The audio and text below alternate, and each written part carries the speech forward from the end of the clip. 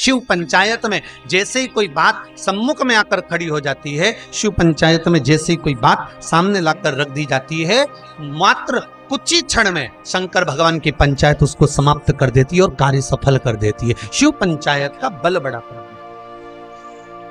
शिव पंचायत का पूजन कर कर, एक कलश में जल भरकर,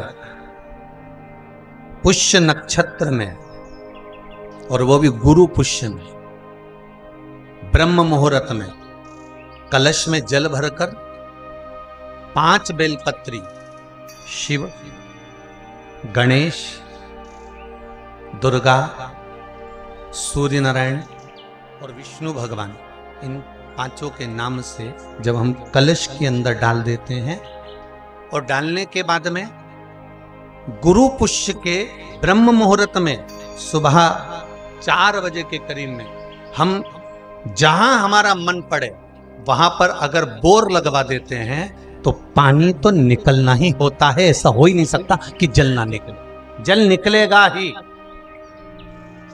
बस जो 5 देवों के नाम से अपने 5 बेलपत्री जल के पात्र में रखी, वो कलश जहां बोरिंग हो रहा है उस स्थान पर रखा होना चाहिए। जहां बोरिंग हो रहा है उसके पास में रखा होना चाहिए। कब तक? जब तक वो जल ना निकले, और निकलेगा पर ब्रह्म मुहूर्त में ही, गुरु पुष्य के दिन उसका जल खनन होना चाहिए। महाराज, भूमि में से जल के लिए प्रयास होना चाहिए। पंचदेव फिर ध्यान दे लेना। 5 देव कौन से?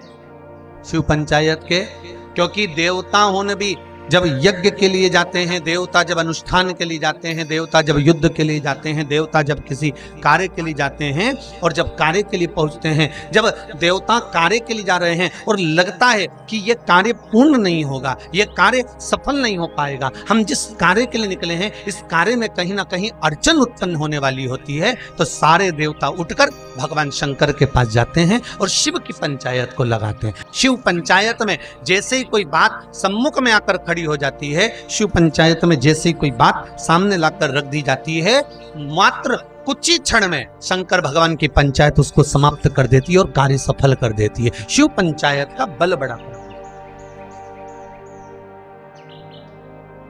हम तो यहां तक कहेंगे कि यदि आप कोई काम के लिए जा रहे हो और आपका वो काम नहीं हो रहा, आप किसी कार्य के लिए जा रहे हो, प्रैक्टिकल जरूर कर देखना, कहीं सीवर वाला हमारा झूठ तो नहीं बोल रहा। प्रैक्टिकल जरूर करना हो। किसी कार्य के लिए जा रहे हो और वो कार्य हो नहीं रहा, बहुत बच गए, बहुत परेशान हो गए, एक बेलपत्र लेकर शंकर जी के मंदिर में जाकर, जिस काम के लिए जा रहे हो उससे पहले शिव के मंदिर में एक बेलपत्र घर से लेकर जाओ, और बेलपत्र ले जाकर तुम रूपा जी का नाम लेकर शंकर भगवान के शिवलिंग पर समर्पित कर दो, और बाबा को प्रणाम कर कर, बाबा के शिखर का दर्शन कर कर आप कार्य के लिए चले जाइए। आपका वो कार्य सफलता की ओर बढ़ना प्रारंभ हो जाएगा। पर विश्वास रखकर जाना। अगर विश्वास है तो शिव है। परसों की कथा में कहा था कि माता पिता पर, गुरु पर, भगवान पर, ईश्वर पर, घर के बुजुर्ग पर, सतगुरु पर अगर आपका विश्वास प्रबल है, आपका भरोसा दृढ़ है, पक्का है, तो भगवान मिल ही जाता, कार्य सिद्ध हो ही जाता। पर विश्वास हो तो भगवान। फिर एक निवेदन करूंगा, आप अगर शंकर जी के मंदिर में एक लोटा पानी चढ़ा रहे हो ना, तो ये विचार मत करना कि क्या हमने केवल शंकर जी को चढ़ाया है। शंकर भगवान की जहां कटी होती है, अर्थात जो नीचे की पीठ होती है जिसपे शिवलिंग रखा होता है, वो पीठ है माँ दुर्गा भवानी, माँ आदिशक्ति, माँ जगदम्बा, माँ दुर्गा, माँ देवी। और शिवलिंग जो रखा हुआ है वो शंकर का स्वरूप है। ऊपर से जो जलाधारी में से जल गिर रहा है एक एक बूंद, वो जया, विषहरा, शामरी वारी, दौतली, देव, शिव जी की 5 बेटियां। जो शिवलिंग के सामने एक मोटी सी बीच में लाइन होती है, वो शंकर जी की छोटी लड़की अशोक सुंदरी, और जो दोनों साइड में भाग नजर आता है, ये गणेश जी और कार्तिकेय जी महाराज। गणेश और कार्तिकेय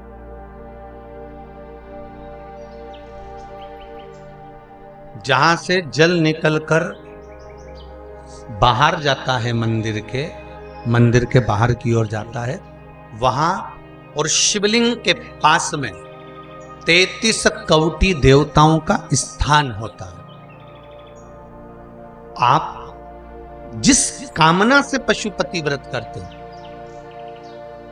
आप जिस कामना से पशुपति व्रत का नियम धारण करते हैं, पशुपति व्रत करते हैं, जिस कामना से आप पशुपति व्रत उठाते हैं, शिव की आराधना करते हैं, पूजन करते हैं, अर्चना करते हैं, तो गणेश की आराधना भी स्वतः साथ में हो जाती है, देवी की आराधना भी साथ में हो जाती है, सूर्य देव की आराधना भी साथ में हो जाती है, सभी देवताओं की आराधना साथ में। और जब आराधना साथ में होती है तो उसका फल भी हमको प्राप्त होता है।